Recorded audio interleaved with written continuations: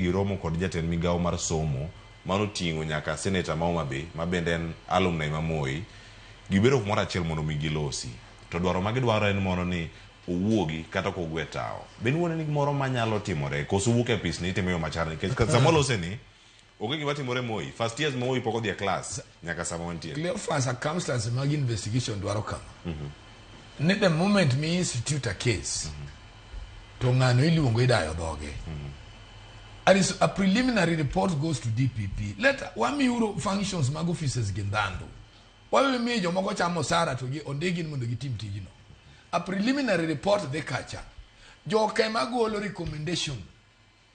no aneno ngani osokoso we are investigating him now wabro investigate for this period koro step aside some step aside sajimogi nyalo step aside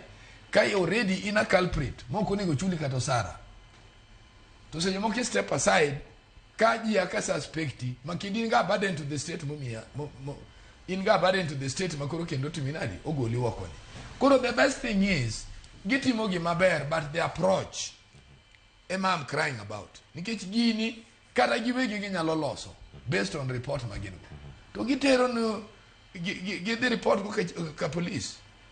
to ichako a preliminary report madhi ni DPP they can insist bugino team kada go dichengario a report is made properly watch man stepping aside no emena no ganinga to so step aside kata odwar inga kendo duogo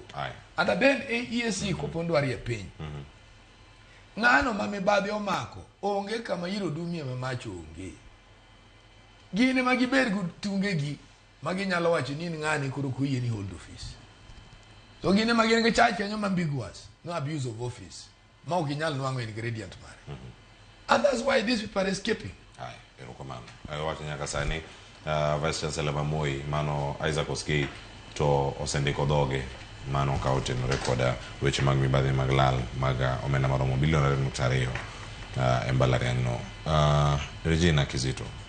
wach matimore e mbalariany ma Moi giro mineno ka jopuonjre kadhe jopuonj mag mbalariany sani nitiere ng'anyo sirkal wacho ni mibadhi nitiere kar ka kokalo kuom EACC chal mar wach kama gintiere resruok ni owuog